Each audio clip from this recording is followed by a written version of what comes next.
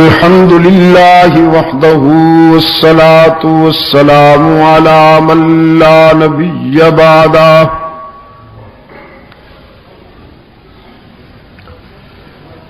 وعلى آله وأصحابه الذين أوفوا عهده الذين هم مفاتيح الرحمة ومصابيح الغرر. أعوذ بالله من الشيطان الرجيم. بسم الله الرحمن الرحيم. ما آتاكم الرسول فخذوه وما نهاكم عنه فانتهوا واتقوا الله. صدق الله مولانا العظيم. وقال النبي صلى الله عليه وسلم لا يؤمن أحدكم حتى يكون هواه تبعا لما جئت به. وصدق رسوله النبي الأمي الكريم. ونحن على ذلك من الشاهدين والشاكرين والحمد لله رب العالمين.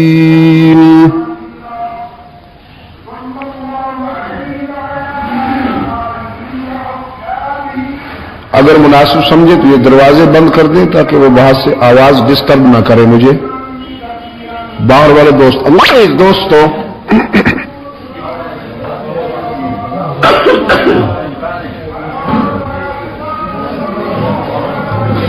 آج 19 دسمبر 1986 ہم یہاں پشاور میں جمعہ کی نشست میں دعوت و تبلیغ کی نسبت سے جمع ہیں اور اس مختصر سی ملاقات میں میں جو آپ سے گفتگو کروں گا اس کے لیے کتاب اللہ کا وہ حصہ بنیاد ہے جو ابھی ابھی آپ کے سامنے تلاوت کیا گیا. حق تعالی کا ارشاد ہے جو کچھ تمہیں رسول کے قول و عمل سے ملے اس کو اپنا لو اور جس بات سے اللہ کا رسول تمہیں روکے اس سے رک جاؤ. یہی ایمان کی روح ہے کہ اطاعت رسول میں تم اپنی ذاتی سوچ کو قربان کر دو.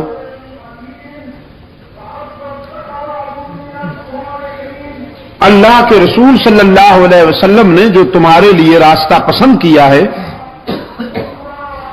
وہی تمہارے لیے خیر کا راستہ ہے. جو تم سمجھتے ہو وہ اتنی خیر کا راستہ نہیں ہو سکتا جتنا کہ وہ راستہ خیر کا راستہ ہے جو تمہارے لیے اللہ کے رسول نے پسند فرمایا.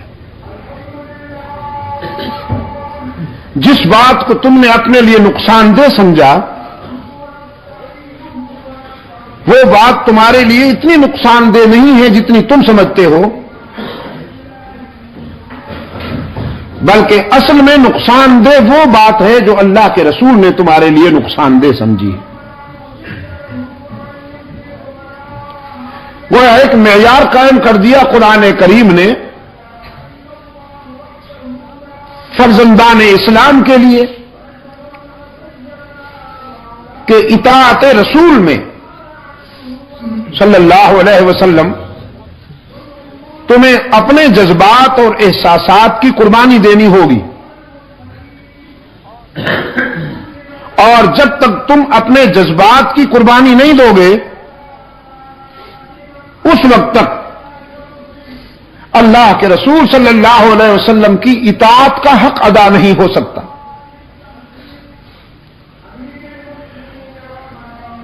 سرکار دو عالم صلی اللہ علیہ وسلم کی حدیث بھی میں نے کوٹ کی ہے ابھی،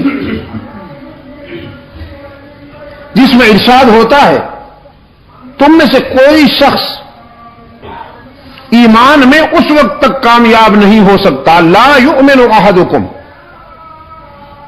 حتی یکون ہواہ تبعا لما جئت بہ، جب تک کہ اس کی خواہشات اور اس کے جذبات میری منشا کے تابع نہ ہو جائیں اس وقت تک تم میں سے کوئی شخص ایمان میں کامل نہیں ہو سکتا.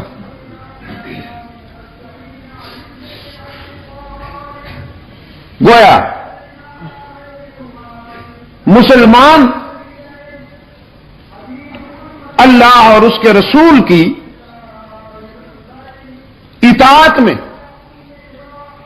اپنے آپ کو اس حد تک پابند بنا لیتا ہے کہ اس کے جذبات و احساسات اور اس کی خواہشات اللہ اور اس کے رسول کی منشا کے تابع ہو جاتی ہیں. تب جا کر وہ دنیا اور آخرت کی واضح کامیابیاں حاصل کر سکتا ہے. حضرات صحابہ کرام رضوان اللہ تعالی علیہم اجمعین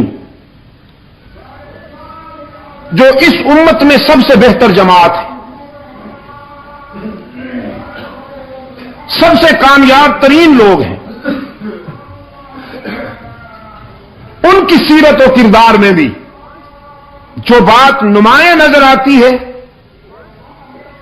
وہ یہی ہے کہ انہوں نے اپنی خواہشات اور اپنے جذبات پر اللہ اور اس کے رسول کی منشا کو حاکم مانا. انہوں نے وہ نہیں کیا جو خود چاہتے تھے، انہوں نے وہ کیا جو اللہ اور اس کے رسول کی منشا تھی. اس سے ان کے ذوق میں ایسی تبدیلی آئی کہ وہ گویا اخلاق نبوی کے پرتو بن گئے، عکس کامل بن گئے. علامہ ابن حجر اسقلانی رحمت اللہ تعالی علیہ نے حلقہ رسالت کا تجزیہ کرتے ہوئے ایک خوبصورت تضمین کی ہے کہ سرکار دو عالم صلی اللہ علیہ وسلم اپنے شاگردوں کے حلقہ میں تشریف فرما تھے. فرمانے لگے کہ اللہ نے میرے دل میں اس دنیا کی 3 چیزوں کی محبت ڈال دی ہے.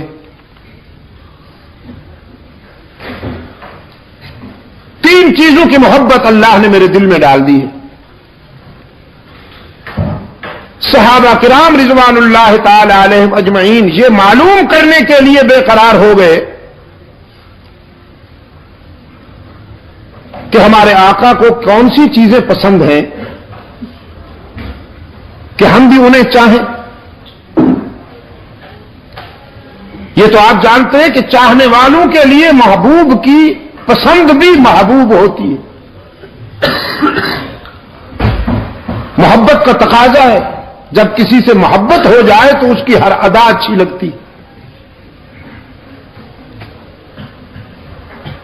فرمایا حبب الی من دنیاکم ثلاث،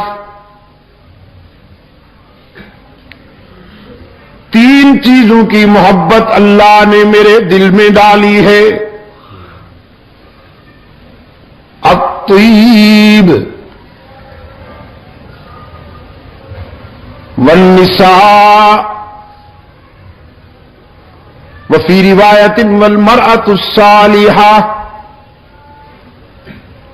وجعلت قرۃ عینی فی الصلاۃ.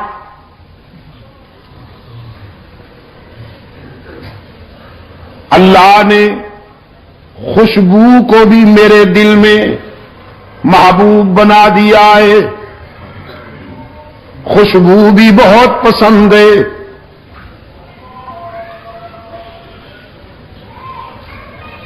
اور پھر یہ پسند اتنی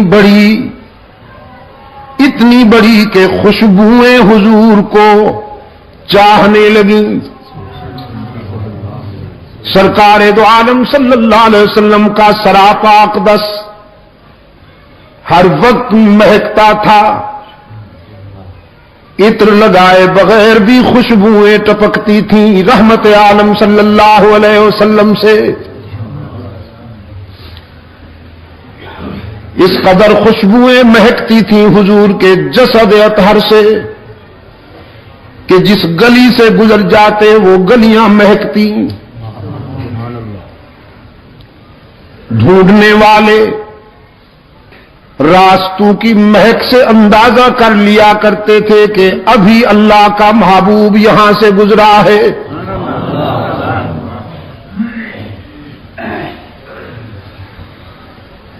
فرمایا نیک رفیقہ حیات بھی مجھے بہت پسند ہے، وہ بیوی جو اللہ کے حق بھی ادا کرے اور خامند سے بھی وفا کا ذوق رکھنے والی ہو،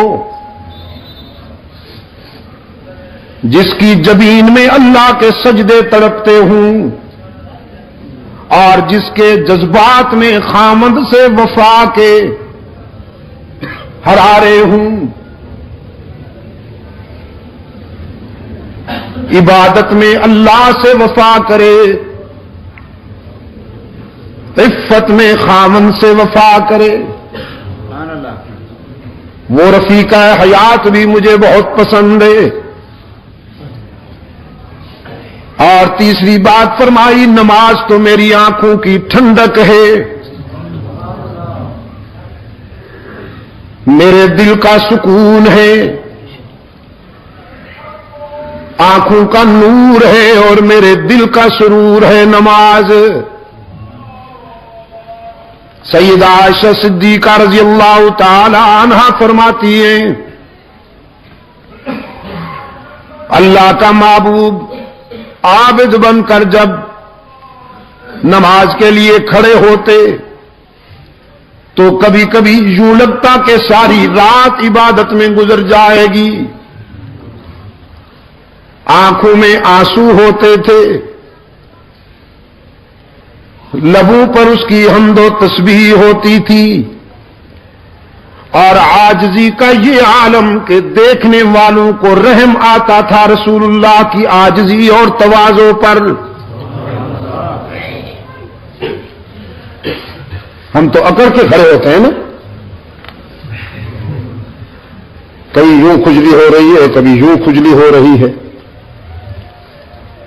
اور سیدہ عائشہ صدیقہ رضی اللہ تعالیٰ عنہا فرماتی ہیں دیکھنے والوں کو رحم آیا کرتا تھا رحمت للعالمین کی عاجزی پر۔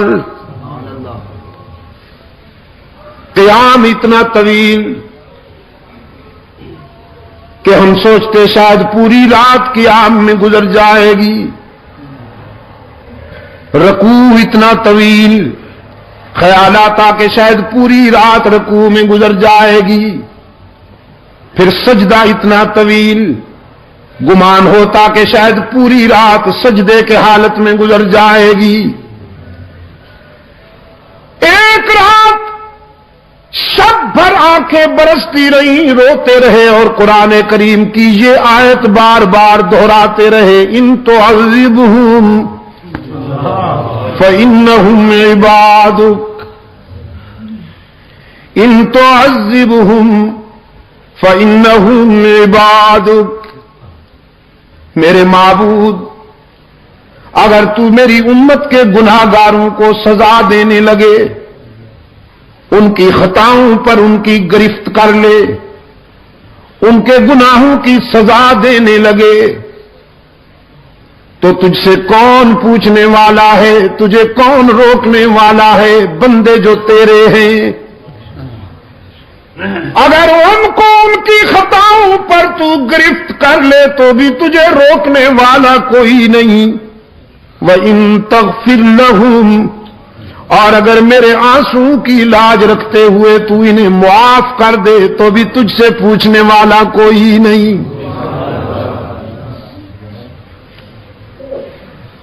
سیدہ عائشہ صدیقہ رضی اللہ تعالی عنہا فرماتی ہیں رحمت عالم صلی اللہ علیہ وسلم کے پائے اقدس سوج جاتے تھے، رو رو کر آنکھوں پہ ورم آ جایا کرتا تھا۔ ایک صبح رقت کے ساتھ سیدہ فرماتی ہیں اللہ کے محبوب آپ تو معصوم ہیں، آپ کی ذات سے خطا و سہو کا کوئی تصور بھی نہیں، پھر اس قدر عاجزی کیوں کرتے ہیں، اس قدر تواضع کیوں کرتے ہیں، ساری رات روتے رہتے ہیں۔ رحمت عالم صلی اللہ علیہ وسلم نے فرمایا افلا کون عبدا شکورا، عائشہ میں اس کا شکر کیوں نہ ادا کروں جس نے یتیم کو سارے نبیوں کا امام بنا دیا، اس نے اپنے لطف و عطا میں کوئی کمی کی ہے کہ میں اس کے شکر میں کمی آنے دوں؟ فرمایا وجعلت قرۃ عینی فی الصلاۃ، نماز تو میرے آنکھوں کی ٹھنڈک ہے۔ فقام ابو بکر، صدیق اکبر رضی اللہ تعالی عنہ کھڑے ہوئے، وفاؤں کا بادشاہ، وفاؤں کا بادشاہ، جب ہر طرف سے انکار ہو رہا تھا صدیق اکبر نے اقرار کیا، وفاؤں کا بادشاہ۔ جب ساری دنیا سوشل بائیکاٹ کر رہی تھی رحمت عالم سے، صدیق اکبر نے ایثار کا معیار قائم کر دیا۔ جب پتھر پھینکے جا رہے تھے صدیق اکبر نے سینے پہ پتھر کھائے۔ رحمت عالم صلی اللہ علیہ وسلم اس لیے فرمایا کرتے تھے سب کے احسانات کا بدلہ چکا دیا ہے، لیکن ابو بکر میرا وہ یار ہے کہ اس کے احسانات کا بدلہ حشر میں اللہ ادا کرے گا۔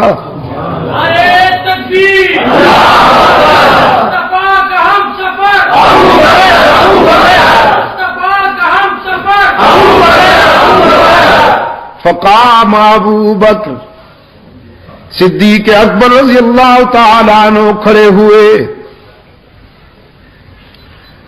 عرض کیا اللہ کے محبوب مجھے بھی تین چیزیں بہت پسند ہیں،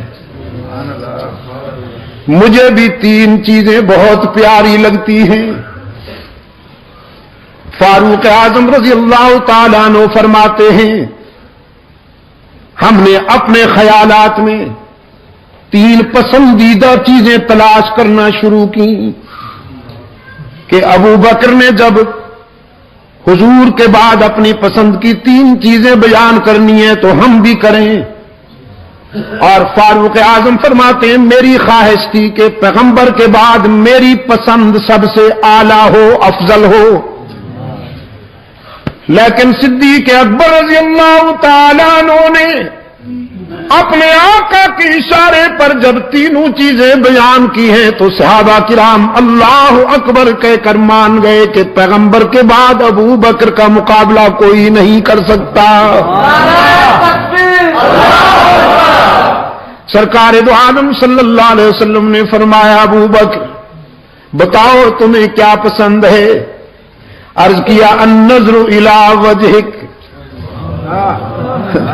آپ کے چہرے کی طرف دیکھتے رہنا دنیا و ما فیہا سے زیادہ پسند ہے۔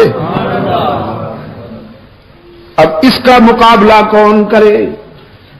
النظر الی وجہک، محبوب کے چہرے میں کتنی کشش ہوتی ہے یہ کسی چاہنے والے کا دل جانتا ہے، پھر جب محبوب ہو محمد عربی جیسا اور چاہنے والا ہو صدیق اکبر جیسا۔ فرمایا النظر الی وجہک، آپ کے چہرے کی طرف دیکھتے رہنا مجھے دنیا و ما فیہا سے زیادہ پسند ہے. اور پھر اللہ نے بھی کیسا کرم کیا، ابو بکر کے ذوق کی کیسے تسکین کی اللہ نے کہ ہجرت کے سفر میں 3 راتیں غار میں اپنی گود میں سلائے بیٹھے ہیں اللہ کے محبوب کو. ابن حجر اسقلانی لکھتے ہیں ابو بکر کی گود میں رحمت للعالمین کا چہرہ انور ایسے لگتا تھا کہ ان القرآن یفتح فی الرحل، جیسے رحل میں قرآن کا نسخہ کھلا ہوا ہو. اور صدیق اکبر نے، اس عاشق صادق نے تنہا یہ نظارے حاصل کیے.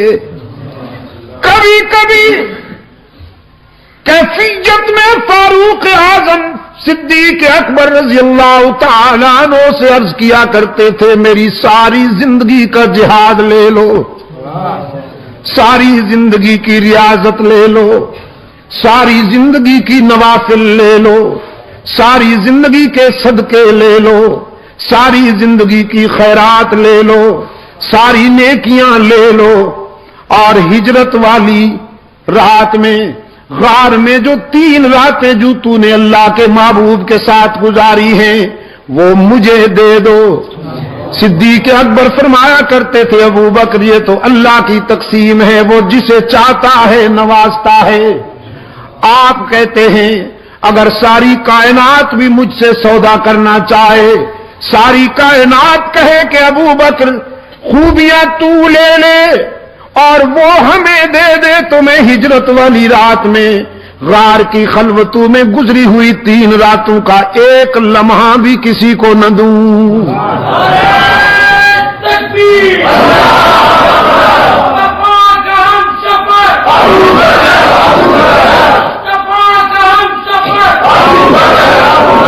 النظر الی وجہک، آپ کے چہرے کی طرف دیکھتے رہنا دنیا و ما فیہا سے زیادہ پسند ہے.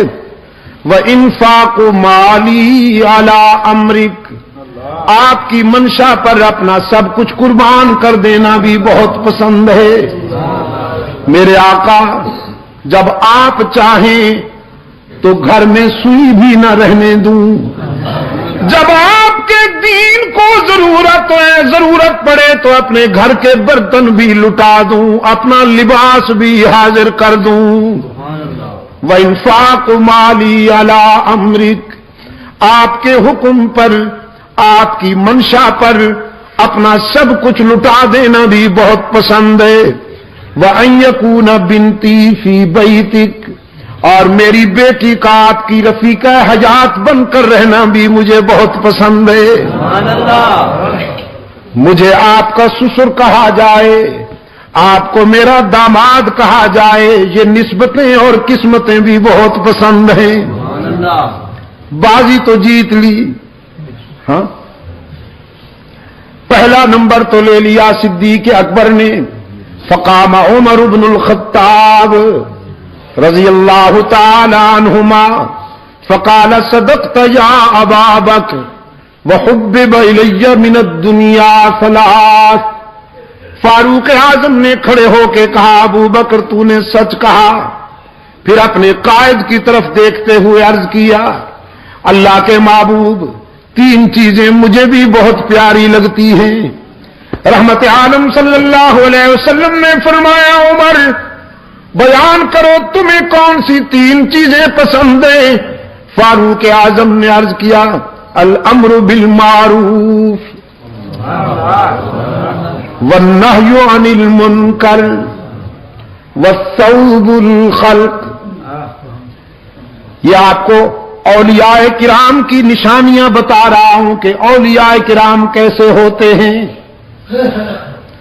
فاروق اعظم نے عرض کیا اللہ کے محبوب نیکیوں کی اشاعت کرنا بہت پسند ہے، معروفات کی اشاعت کرنا بہت پسند ہے، اور برائیوں کا خاتمہ کرنا مجھے بہت پسند ہے. امر بالمعروف نہی عن المنکر بہت پسند ہے.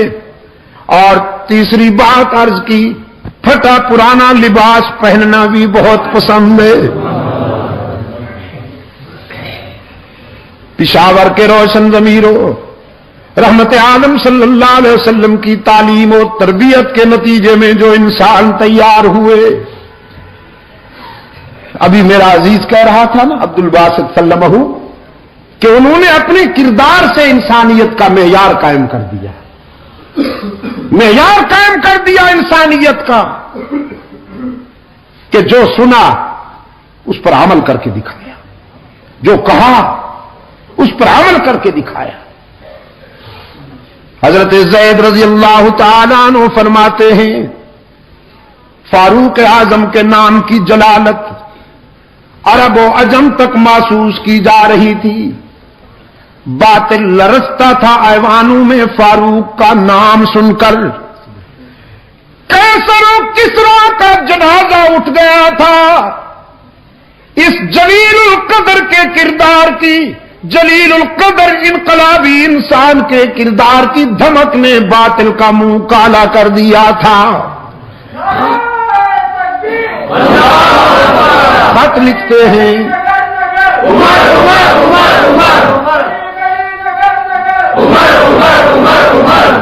خط لکھتے ہیں تو دریا تعمیل کرتے ہیں، پیغام دیا تو ہواؤں نے تعمیل کی، پانی کا چلو پھینکا تو آگ بجھ گئی، کانپتی ہوئی زمین پر ٹھوکر ماری تو زلزلہ تھم گیا۔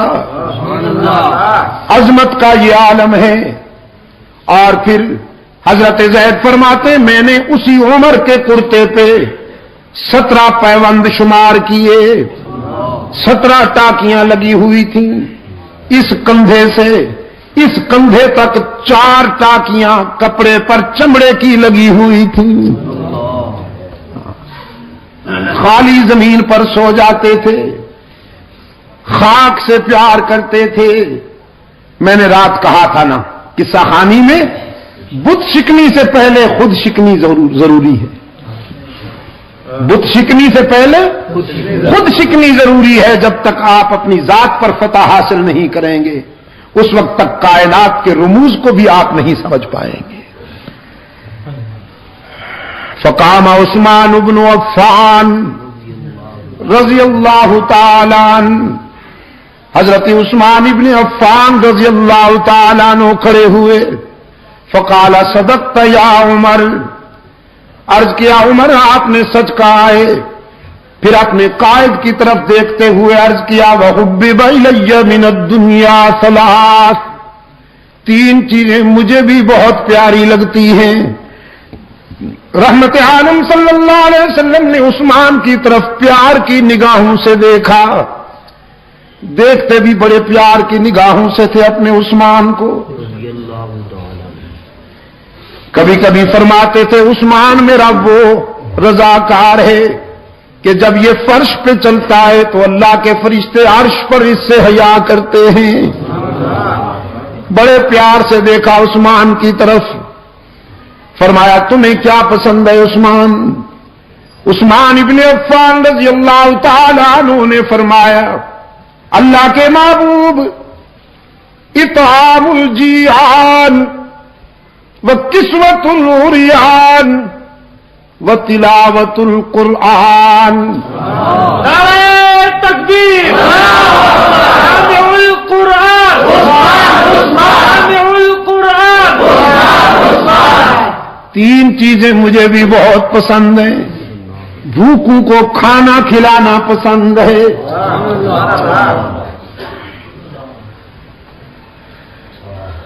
نادار اور کمزور لوگوں کو نیا لباس پہنانا پسند ہے، اور یہ وہ خوبیاں ہیں عثمان کی کہ زمانہ اسلام سے پہلے بھی عثمان کے دسترخوان پر بے شمار بھوکے کھانا کھاتے تھے، تلاش کرتے تھے کوئی نادار مل جائے، کوئی غریب الحال مل جائے کہ اس کے آنسو اپنے دامن میں لے لوں اور اپنی خوشیاں اس کے دامن میں ڈال دوں۔ اس وجہ سے عثمان ابن عفان کی مقبولیت کا یہ عالم تھا کہ زمانہ اسلام سے پہلے بھی عورتیں جب اپنے بچوں کو سلاتی تھیں، لوریاں دیتی تھیں، تو اپنے بچوں سے کہتی تھی سو جا میرے لال، میں تجھ سے اس طرح پیار کرتی ہوں جیسے قریش عثمان ابن عفان سے پیار کرتے ہیں۔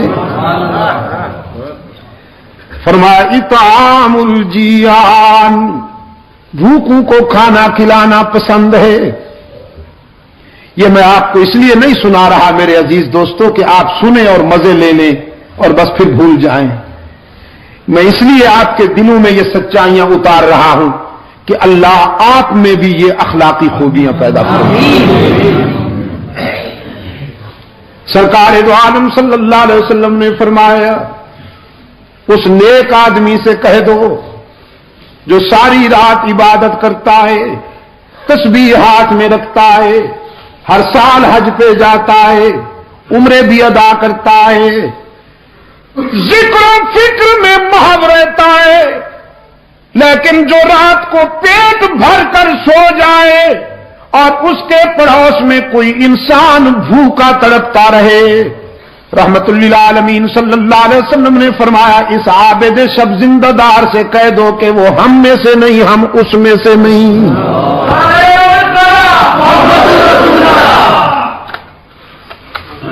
بھوکوں کو کھانا کھلانا پسند ہے، نادار لوگوں کو کپڑے پہنانا پسند ہے، اور ڈوب کر قرآن کی تلاوت کرنا بھی بہت پسند ہے۔ لاج رکھی عثمان نے، لاج رکھی اپنی پسند کی، جب تک جیتے رہے فیاضی کا دریا بھی بہتا رہا، سخاوت کا سمندر بھی موج زن رہا، اور پھر آخری وقت عثمان نے قرآن کا دامن نہیں چھوڑا، قرآن نے عثمان کو تنہا نہیں رہنے دیا۔ شہداء کی صف میں صرف عثمان منفرد مظلوم ہے کہ جس نے قرآن کے دامن میں آخری سانس لیے۔ 40 دنوں کے محاصرے میں جب سبائی ایجنٹ یہودی گنڈے جو کہلاتے تو اپنے آپ کو اسلامی تھے کہ ہم جماعت اسلامی ہیں، کہلاتے تو اپنے آپ کو اسلامی تھے، قرآن بھی ان کے ہاتھ میں تھے، داڑیاں بھی تھیں، لیکن عثمان کو خائن کہتے تھے، عثمان کو اقربا پرور کہتے تھے، عثمان پر الزام تراشیاں کرتے تھے۔ ان سیاسی گنڈوں نے حضرت عثمان کے گھر کا محاصرہ کیا، 40 دن تک عثمان پر آب و دانہ بند رکھا، پھر 40 دنوں کے بعد عثمان مظلوم پر یلغار کی۔ حضرت علی رضی اللہ تعالی عنہ حضرت عثمان کے پاس آتے ہیں، کہتے ہیں عثمان اب آپ کی مظلومیت برداشت نہیں، آپ امیر المومنین ہیں، ہم آپ کی حکم عدولی بھی نہیں کر سکتے، آپ ہمیں اجازت دیجئے کہ ہم ان غنڈوں کو ٹھکانے لگا دیں، یہ مٹھی بر شر پسند ہیں، تخریب کار ہیں، اجازت دیجئے۔ عثمان سب کچھ سننے کے بعد فرماتے ہیں علی میرا ضمیر گوارا نہیں کرتا کہ میری وجہ سے خون ریزی ہو اور مدینے کی گلیاں انسان کے خون سے سرخ ہو جائیں۔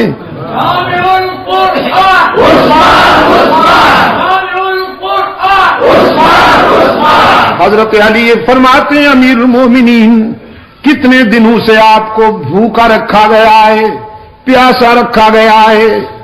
عثمان فرماتے ہیں علی بھائی آج تو پیاسا نہیں ہوں، آج تو سارے دکھ دور ہو گئے، آپ کے آنے سے کچھ دیر پہلے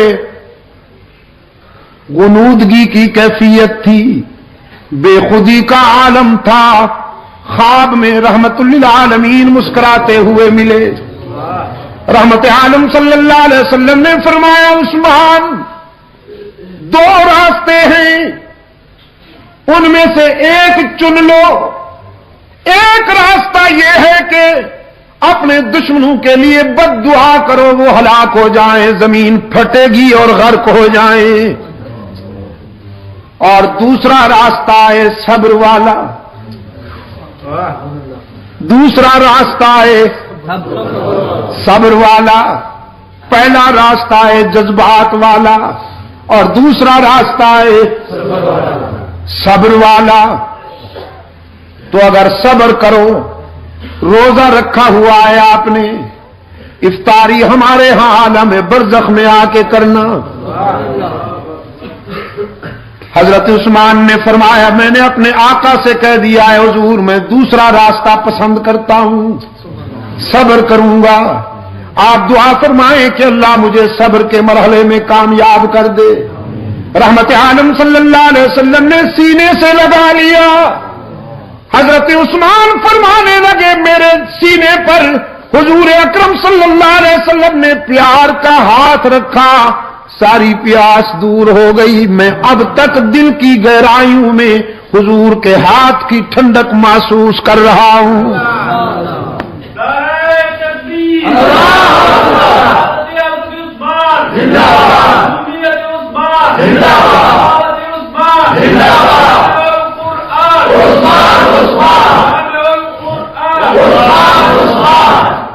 اور فرمانے لگے علی میرے آقا نے فرما دیا ہے کہ آج افطاری حضور کے دسترخوان پہ ہونے والی ہے، نظام کائنات درہم برہم ہو سکتا ہے، میرے آقا کا اشارہ غلط نہیں ہو سکتا۔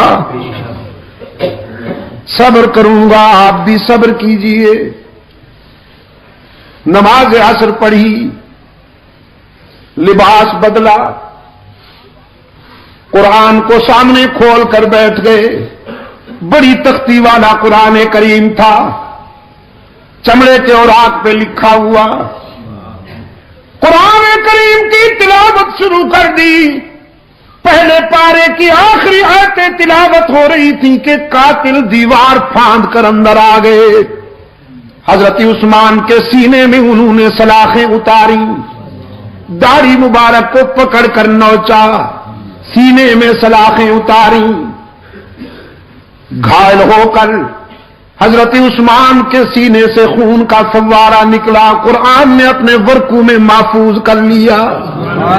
قرآن کے ورقے خون عثمان سے رنگین ہو گئے، اور پھر جب گھائل ہو کر گرے تو عثمان قرآن ہی کے دامن میں جا گرے۔ عثمان نے قرآن کو اور قرآن نے عثمان کو سینے لگا کر یاری پکی کر لی نا۔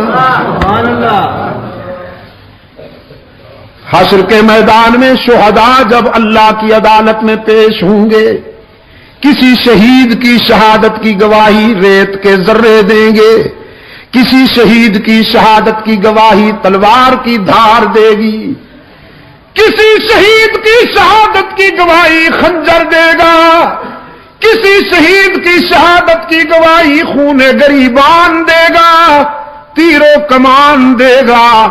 عثمان وہ مظلوم ہے، اس کی شہادت کی گواہی اللہ کا قرآن دے گا۔ عثمان نے جان دے دی لیکن قرآن کا دامن نہ چھوڑا۔ اطعام الجیان وکسوۃ العریان وتلاوۃ القرآن، تین چیزیں عثمان نے بیان کی۔ فقام علی بن ابی طالب رضی اللہ تعالی عنہ فقال صدقت یا عثمان، حضرت علی کھڑے ہوئے، فرمایا عثمان آپ نے سچ کہا ہے۔ پھر اپنے قائد کی طرف دیکھتے ہوئے عرض کیا وحبب الی من الدنیا ثلاث، اللہ کے محبوب مجھے بھی تین چیزیں بہت پسند ہیں۔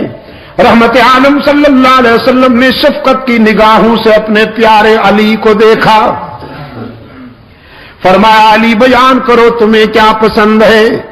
عرض کیا الخدمت للضعیف والضرب بالسیف والصوم فی الصحیف، مہمان کی خدمت کرنا بھی بہت پسند ہے، راہ حق میں تلوار چلانا بھی بہت پسند ہے، اور شدید گرمیوں میں روزے رکھنا بھی بہت پسند ہے۔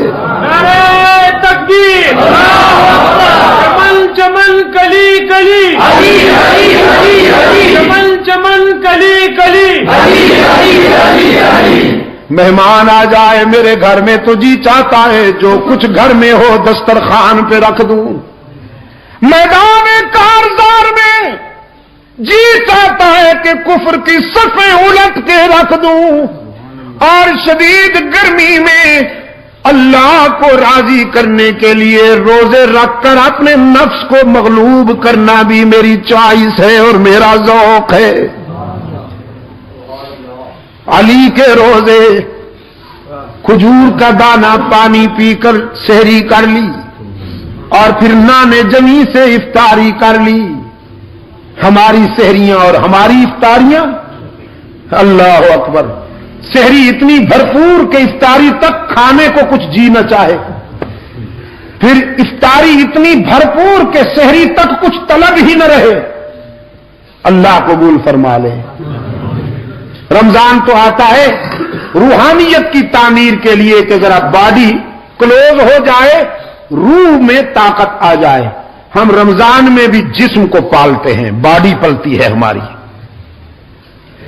ورنہ حضرت علی رضی اللہ تعالیٰ عنہ کی افطاری کا یہ عالم ہے۔ افطاری تیار ہو رہی ہے، نان جمی تیار ہو رہا ہے، سیدہ فاطمہ کے ہاتھ روٹیاں بنا رہے ہیں۔ افطاری کا وقت قریب آ گیا، ایک ایک روٹی سب کے آگے رکھی ہے۔ باہر دستک ہوئی، انا ابن السبیل، مسافر ہوں، سوالی کی آواز آئی۔ حضرت علی رضی اللہ تعالیٰ عنہ نے اپنی روٹی اٹھا کر اپنے بڑے فرزند حضرت حسن کو دیتے ہوئے فرمایا، جاؤ لخت جگر میرے حصے کی روٹی سوالی کو دے کے آ جاؤ، میں پانی پی کر افطاری کر سکتا ہوں۔ حضرت حسن رضی اللہ تعالیٰ عنہ نے روٹی لے لی، عرض کیا ابا حضور اگر اجازت ہو تو میں اپنے حصے کی روٹی بھی سوالی کے لیے لے جاؤں۔ فرمایا سبحان اللہ، اس میں اجازت کی کون سی بات ہے۔ شہید کربلا رضی اللہ تعالیٰ عنہ حضرت حسین نے بھی اپنے حصے کی روٹی اٹھا کے حسن کے دامن میں ڈال لی۔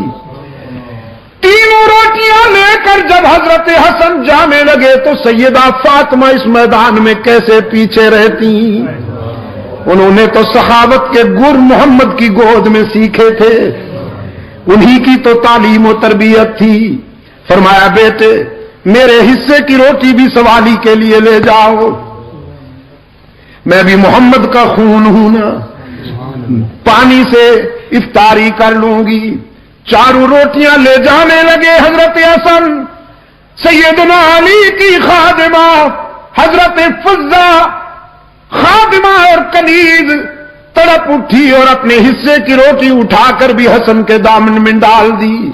عرض کیا شہزادے میرے حصے کی روٹی بھی سوالی کے لیے لے جاؤ، تاکہ دنیا کو پتہ چل جائے کہ صرف علی کا گھرانہ ہی سخی نہیں ہوتا، علی کے غلام بھی سخی ہوتے ہیں۔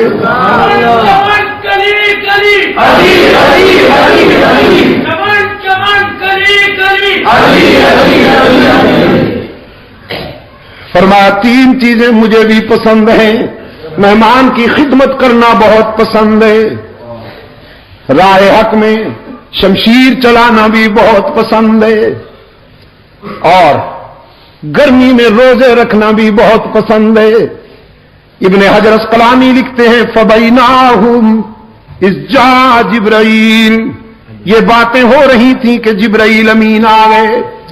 فقال ارسلنا اللہ تعالی لما سمع مقالتکم، اللہ کے محبوب یہ مذاکرہ فرش پہ ہو رہا تھا، اللہ نے مجھے عرش سے بھیجا ہے کہ میں بھی اس مذاکرے میں شامل ہو جاؤں۔ تین چیزیں اپنی بھی بیان کرنے آیا ہوں اور تین چیزیں اللہ کی پسند کی بھی بیان کرنے آیا ہوں۔ فرمایا ان کنت من اہل الدنیا، اگر میں دنیا والوں میں سے ہوتا تو پھر سنیے تین چیزیں میری بھی پسند کی ہیں۔ ارشاد الضالین،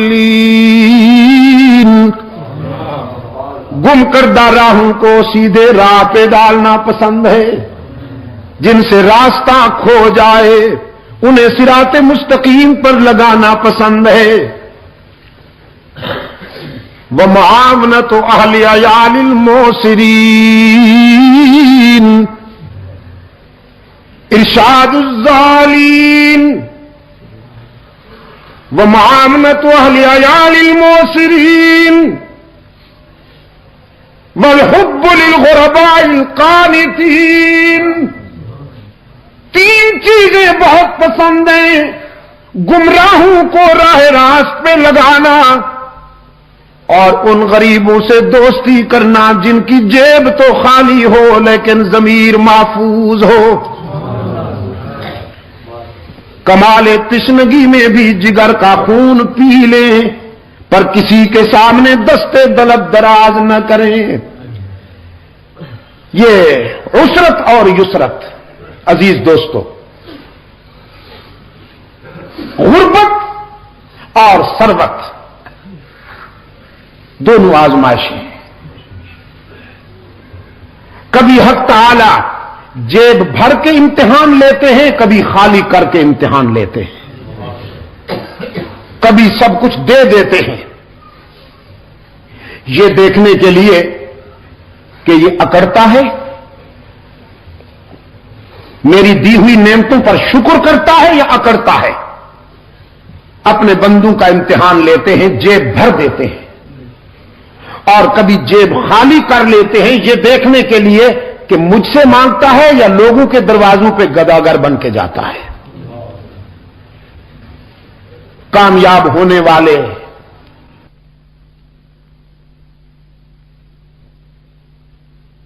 کام لیا کرتے ہیں.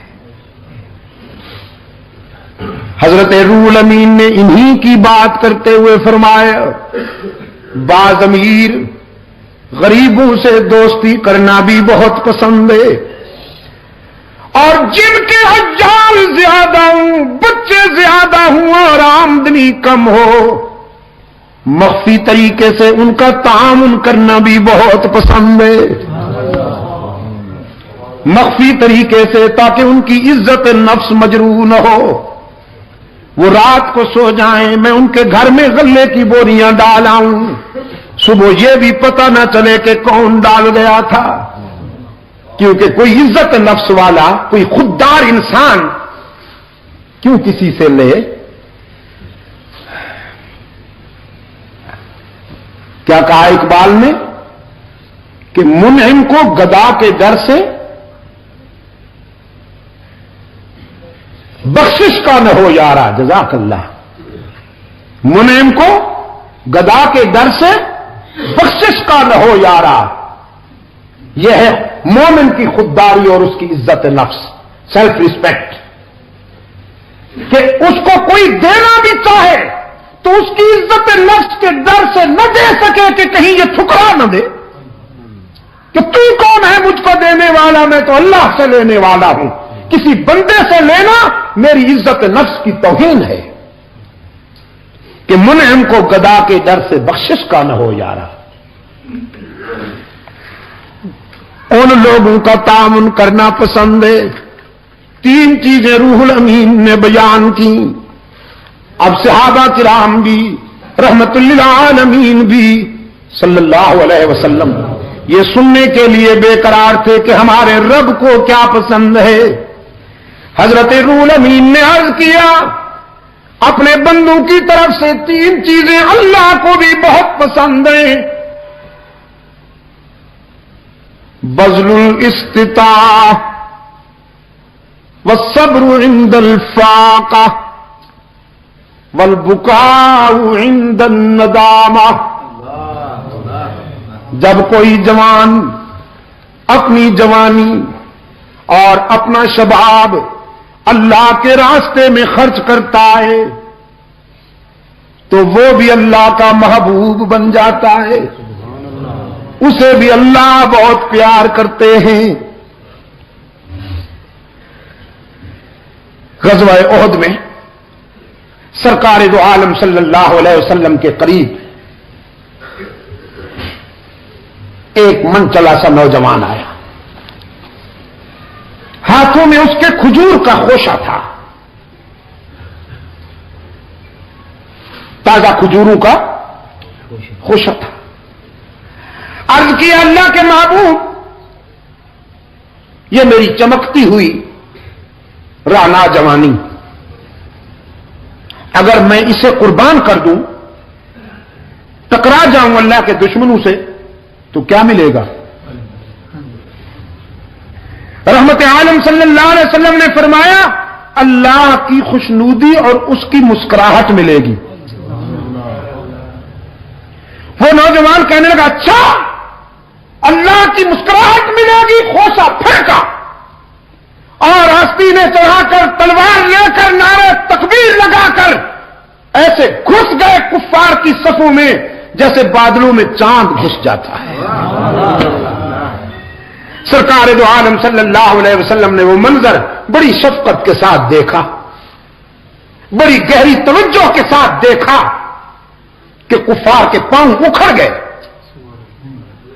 وہ جدھر جاتا تھا لاشوں کے انبار لگاتا جاتا تھا، اور پھر زخم کھاتا ہوا آگے بڑھتا چلا گیا۔ کسی نے پوچھا نوجوان کہاں جاتے ہو؟ وہ نوجوان پلٹ کے دیکھتا ہے، چہرے پہ مسکراہٹ ہے، خون بھی ہے اور چہرے پہ مسکراہٹ ہے۔ کہنے لگا کیوں روکتے ہو؟ احد کے دامن میں جنت کی خوشبو آ رہی ہے، وہیں جانا چاہتا ہوں۔ تکبیر! اور اسی جذبے کے ساتھ جان دے ڈالی اس نے۔ یہ جوانی بھی اللہ کو بہت پسند ہے۔ بذل الاستطاعہ، حق تعالی جسے شباب عطا فرمائے، خون کی حرارتیں عطا فرمائے، یہ ہے تو چند روز کی مہمان، اور اگر کوئی جوان اپنی جوانی کو اللہ کی مرضی پر خرچ کر ڈالے تو فرمایا وہ جوان بھی اللہ کو بہت پیارا لگتا ہے۔ اللہ کسی کو دولت عطا فرمائے، رہنا اس نے بھی نہیں، لیکن اگر اس دولت کو کوئی اللہ کی مرضی پہ خرچ کر دے تو اللہ اس سے بھی بہت پیار کرتے ہیں۔ بذل الاستطاعہ، اپنی صلاحیت اور اپنی استعداد کو اللہ کے راستے میں خرچ کرنے والے بھی اللہ کو بہت پسند ہیں۔ دوسرے نمبر پہ فرمایا والصبر عند الفاقہ، تنگ دستی میں صبر کرنے والے بھی اللہ کو بہت پسند ہیں۔ رب العالمین جن لوگوں کو تنگ دستی اور عسرت کے انداز میں آزمائے، اس آزمائش میں وہ ثابت قدم رہیں، اللہ کے سوا کسی کے آگے دامن نہ پھیلائیں، صبر سے کام لیں، تو فرمایا یہ صبر کرنے والے غریب بھی اللہ کو بہت پسند ہیں۔ والبکاء عند الندامہ، اور اپنے گناہوں پہ شرمندہ ہو کر رونے والے گناہگار بھی اللہ کو بہت پسند ہیں۔ سرکار دو عالم صلی اللہ علیہ وسلم نے فرمایا 2 قطروں پہ جہنم کی آگ حرام ہے، 2 قطروں پہ قطرتان، 2 قطروں پہ جہنم کی آگ حرام ہے۔ ایک شہید کے جسم سے ٹپکنے والا خون کا قطرہ حرام ہے، جہنم کی آگ اس پر بھی، اور دوسرا گناہگار کی آنکھ سے احساس ندامت میں بہنے والا آنسو حرام ہے، اس پر بھی جہنم کی آگ۔ کبھی رو کے تو دکھائیے اللہ کے حضور، کبھی آنسو بہا کے تو دکھائیے۔ کتنے پیار سے فرمایا قال ربكم ادعوني استجب لكم ان الذين يستكبرون عن عبادتي سيدخلون جهنم داخرين۔ میرے بندوں کو کہہ دیجئے میرے محبوب، اللہ کی رحمت تمہاری پکار کا انتظار کرتی ہے، کبھی اس کو پکارو تو صحیح، اپنی زندگی کی ساری خطائیں جمع کر کے لے جاؤ، وہ تمہاری خطاؤں کا تمہیں تانا بھی نہیں دے گا، معاف کر دے گا۔ کتنے پیار سے فرمایا نبی عبادی انی انا الغفور الرحیم۔ میرے خطا کار بندوں سے کہیے اگر تمہارے گناہ بہت ہیں تو میری رحمت کا بھی کوئی ٹھکانہ نہیں، اپنی ساری زندگی کے گناہ جمع کر کے لاؤ، میرے در پہ جبین نیاز جھکاؤ، طلب کا دامن پھیلاؤ، ندامت کے اشک بہاؤ، میرے لطف و کرم کو آزماؤ تو صحیح، تمہارے آنے میں دیر ہے، میرے راضی ہونے میں دیر نہیں ہوگی۔ پشاور والو، باقی جہاں جاؤ گے لوٹے جاؤ گے، یاد کرنا باقی جہاں جاؤ گے لوٹے جاؤ گے۔ یار لوگوں نے دکانیں سجا رکھی ہیں، جھنڈیاں لہرا رکھی ہیں، زلفیں بڑھا رکھی ہیں، چادریں چڑھا رکھی ہیں، بزرگوں کی قبروں پر چادریں چڑھا رکھی ہیں، اور تھیوری یہ ہے، فلسفہ یہ ہے، کچھ لے کے آؤ گے تو کچھ لے کے جاؤ گے، خالی ہاتھ آؤ گے تو خالی ہاتھ جاؤ گے۔ اور نادان لوگوں کو، سادہ لوگوں کو یہ باور کرایا جاتا ہے، میاں تم تو بہت گناہگار ہو، اللہ تمہاری نہیں سنتا۔ یہ اللہ کے پیارے ہیں، تمہاری ان کے آگے، ان کی اللہ کے آگے، کیونکہ تمہاری سنتا نہیں اور ان کی ٹھکراتا نہیں، ڈائریکٹ نہیں سنتا، انڈائریکٹ سنتا ہے، ڈائریکٹ نہیں سنتا، وہ انڈائریکٹ سنتا ہے۔ قرآن پاک نے فرمایا قال ربکم ادعونی استجب لکم۔ قرآن کہتا ہے ڈائریکٹ سنتا ہے، یہ فنکار کہتے ہیں نہیں۔ کیوں؟ اس لیے کہ اگر بندے ڈائریکٹ اللہ سے مانگنا شروع کر دیں تو ان کا کیا بنے گا؟ یہ بروکر جو بیٹھے ہوئے ہیں آخر بیچارے، ان کا بھی دھندا ہے، کاروبار ہے، کچھ مرید آئیں گے تو نذرانہ ملے گا نا جی۔ سب لوگ اپنے اپنے گھروں میں مصلے بچھا کر اللہ سے مانگنا شروع کر دیں تو ان کا کیا بنے گا؟ سارا اختلاف یہی تھا مکہ والوں کو سرکار دو عالم صلی اللہ علیہ وسلم سے۔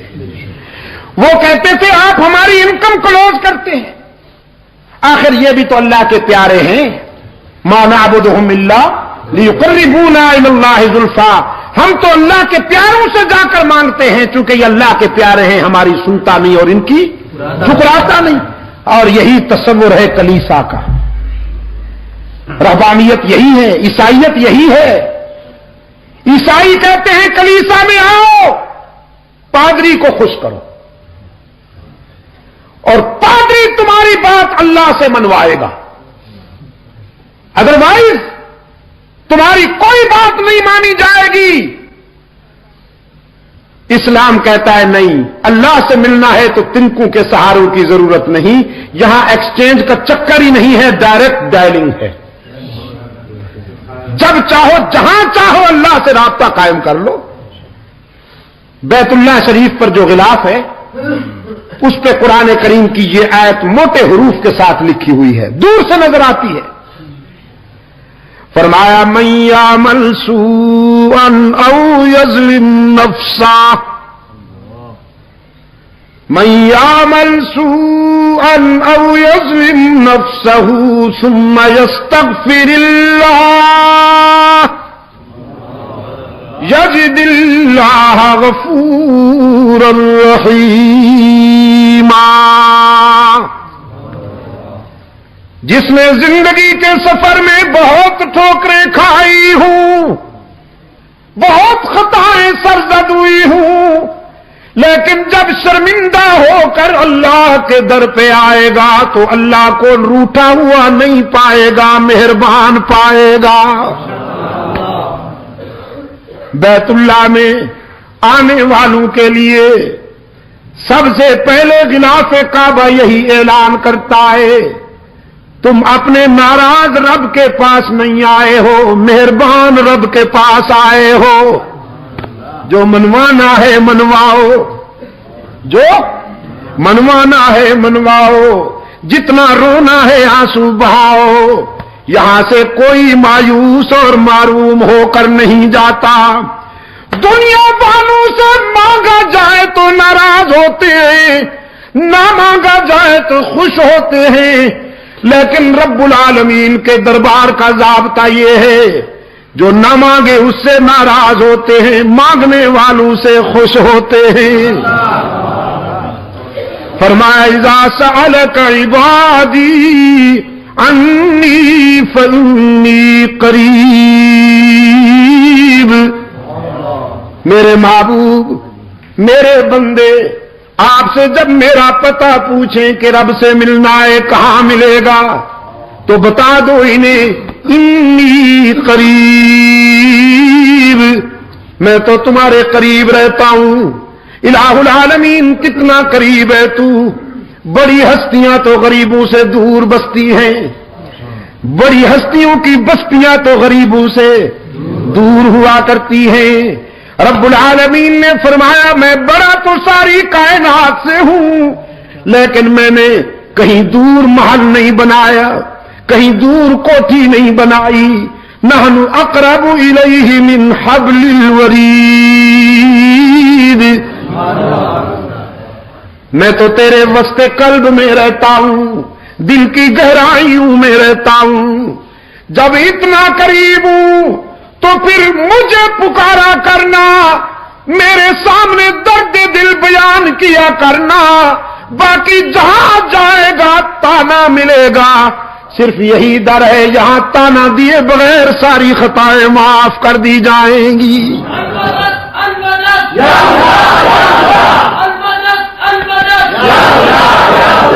حدیث قدسی ہے، سرکار دو عالم صلی اللہ علیہ وسلم نے فرمایا ہے، میرا رب کہتا ہے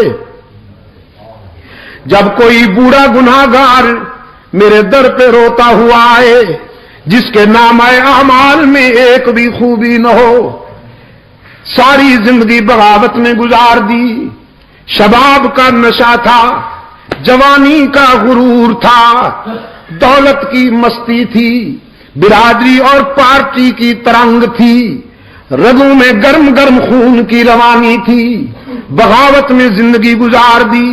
لیکن اب زندگی کی شام ہو گئی، آنکھوں سے بینائی چلی گئی، کان سے سماعت چلی گئی، زبان لڑکھڑانے لگی، دماغ شل ہو گیا، کمر جھک گئی، ہاتھوں پاؤں میں لرزہ طاری ہو گیا، بالوں میں سفیدی اتر آئی، بیماریوں نے یلغار کر دی، معدہ کچھ ہضم نہیں کرتا، اور سب سے بڑا المیہ جیب خالی ہو گئی، اولاد پرواز کر گئی، لوگوں نے بھی نگاہیں پھیر لی، ساری دنیا سے ٹھکرایا ہوا یہ بوڑھا نشان عبرت بن کر اللہ کے در پہ آتا ہے اور خالی ہاتھ آتا ہے، اللہ کے حضور آ کر اشک بہاتا ہے کہ تنگ دستی کے جو عالم میں میں گھبراتا ہوں۔ یہ بھی کسی کسی کی قسمت ہوتی ہے کہ وہ اپنے در پہ بلا لے۔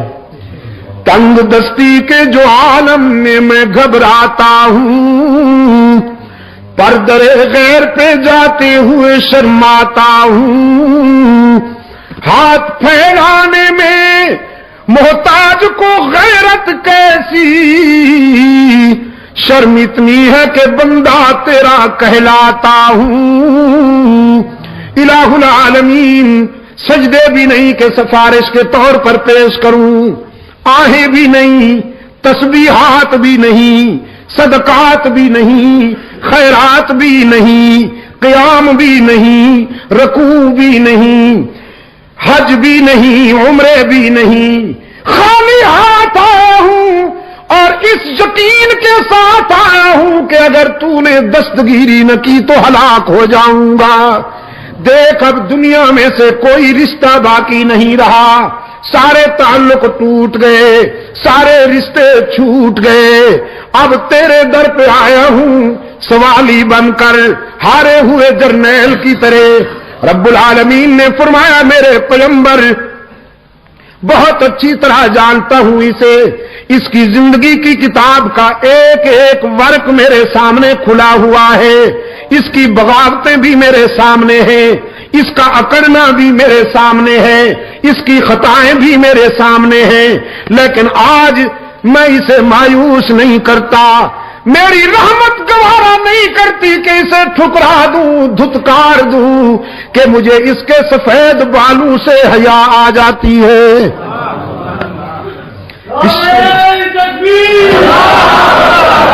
پشاور کے روشن ضمیروں، بیٹے کو باپ کے سفید بالوں سے حیا نہیں آتی، لیکن رب العالمین کو اپنے بندے کے سفید بالوں سے حیا آ جاتی ہے۔ فرمایا والبکاء عند الندامہ، احساس ندامت میں، شرمندگی میں رونے والے گناہگار کے آنسو بھی اللہ کو بہت پسند ہیں۔ بغیر تانا دیے معاف کرنے والا کون؟ ہی کی ضرب لگاؤ، یہاں کے در و دیوار کو گواہ بناؤ کہ اے اللہ ہم نے تجھ سے کیا ہوا وعدہ نبھانے کی کوشش کی ہے۔ گواہ بناؤ یہاں کے ذرے ذرے کو، آواز پہنچاؤ ان تک۔ بغیر کچھ لیے سب کچھ دینے والا کون؟ گناہگاروں اور خطا کاروں کو تانا دیے بغیر معاف کر دینے والا کون؟ ہم سب کا دستگیر کون؟ حاجت روا کون؟ مشکل کشا کون؟ نبیوں کا حاجت روا کون؟ رسولوں کا مشکل کشا کون؟ نبیوں رسولوں نے آزمائش کے وقت کس سے مدد مانگی؟ سب سے پہلے نبی، سب سے پہلے پیغمبر حضرت آدم نے آزمائش کے وقت اللہ کے حضور دامن پھیلایا، ربنا ظلمنا انفسنا وان لم تغفر لنا وترحمنا لنکونن من الخاسرین۔ آدم کا مشکل کشا کون؟ یونس کا مشکل کشا کون؟ ابراہیم کا مشکل کشا کون؟ یعقوب کا مشکل کشا کون؟ یوسف کا مشکل کشا کون؟ کنویں میں یوسف کی جان بچانے والا کون؟ شاہی محل میں یوسف کی آن بچانے والا کون؟ رحمت للعالمین کا مشکل کشا کون؟ صدیق کا مشکل کشا کون؟ فاروق کا مشکل کشا کون؟ عثمان کا مشکل کشا کون؟ علی کا مشکل کشا کون؟ او بھی کے بیمارو، اللہ تمہیں شفائے کاملہ عطا فرمائے۔ اللہ بھی نہیں، اللہ بھی نہیں، اللہ ہی۔ علی کا مشکل کشا کون؟ علی رونے والا، آنسو پوچھنے والا کون؟ علی مانگنے والا، دامن بھرنے والا کون؟ علی بیمار ہونے والا، صحت دینے والا کون؟ علی جھکنے والا، جھکنے سے پاک کون؟ علی عاجزی کرنے والا، تواضع سے پاک کون؟ علی بیٹوں والا، بیٹوں سے پاک کون؟ علی بیویوں والا، بیویوں سے پاک کون؟